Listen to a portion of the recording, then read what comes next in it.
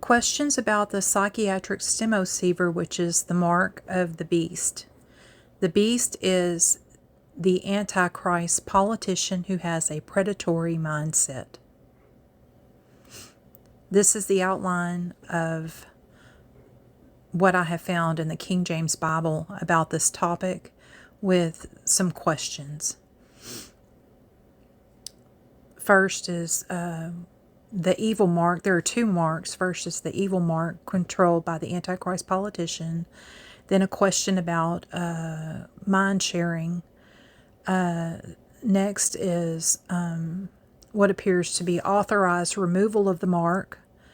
Then a question about whether or not a Bible reference is speaking of unauthorized removal of the mark.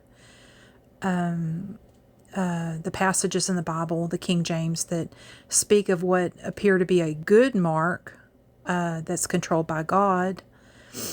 And then I was told discernment is the goal. But the Bible warns of a lack of discernment caused by a manipulation of speech. And lastly, Jesus Christ's warning to do not ignore the Old Testament in regard to this modern psychiatric technology. The evil mark that is controlled by the Antichrist is seen in Isaiah 30:28. It is in the midst of the neck, and there is a bridle in the jaws of the people, causing them to err.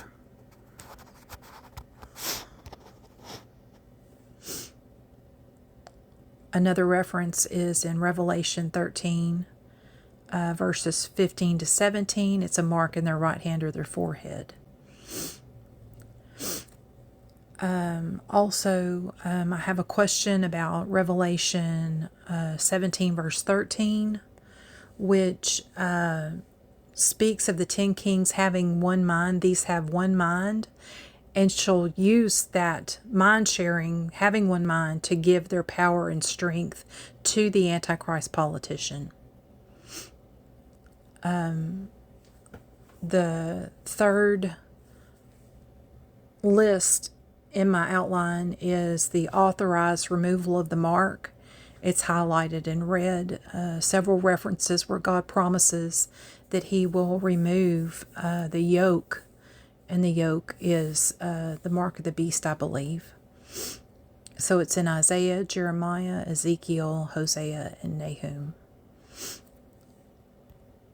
Another question I have is about Revelation 16, verse 13, when it says that he saw 3 unclean spirits like frogs come out of the mouth of the dragon, which is the Antichrist, or that's Satan, and out of the mouth of the beast, that's the Antichrist, and out of the mouth of the false prophet.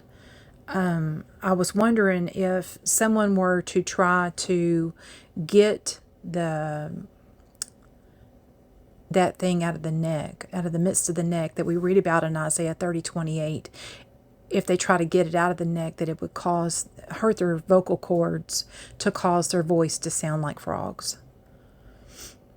And then these are the passages that I found about the good mark that is controlled by God. They're in Ezekiel and Revelation. And then I was told by a pastor, I asked him, I said, why is there a good mark and a bad mark? And he said, God is a God of discernment. And these passages would support that truth. The first one in 1 Kings chapter 3, that is King Solomon asking God for discernment for the purpose of being able to judge the citizens, like between two citizens that are in opposition to each other, to discern who was right as opposed to who was wrong. So discernment is a good goal to have. God was pleased when Solomon asked for discernment. And there's the promise of Malachi 3:18 that says, then shall you return and discern between the righteous and the wicked, between him that serves God and him that serves him not. So discernment is a very important goal to have. But this screen shows my concern that, they're using these psychiatric technologies, the Stimoceiver, the sensory deprivation drugs, to try to gain discernment, that kind of discernment. However, if you look at the verses below the red line, they all show that speech can be manipulated.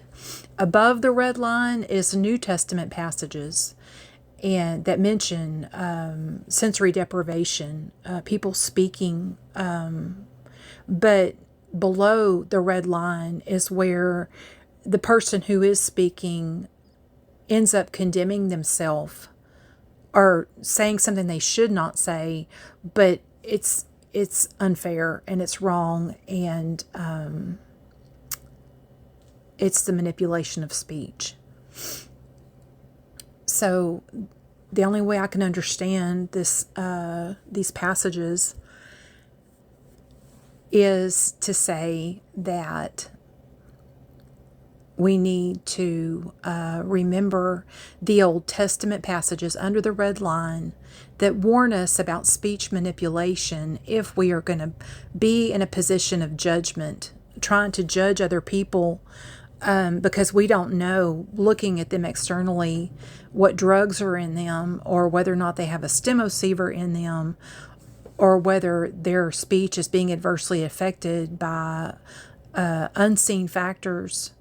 The Old Testament warns us about that. So on the last screen, it shows where Jesus would warn us to not ignore the Old Testament in regard to so-called new psychiatric technology. Matthew 13:51, Jesus said to them, "Therefore every scribe which is instructed unto the kingdom of heaven is like unto a man that is a householder, which brings forth out of his treasure things new and old." And then he says, and Jesus says in Luke 5:39, "No man also having drunk old wine straightway desires new, for he says the old is better." And in regard to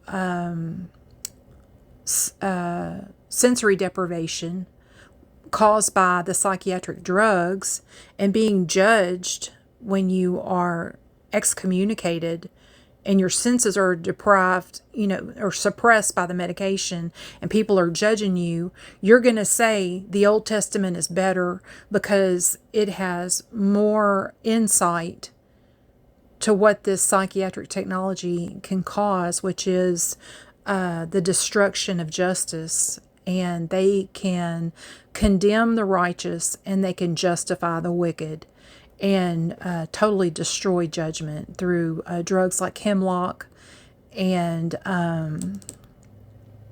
gall and wormwood. So the Bible has a lot to say about what's going on these days in the psychiatric industry.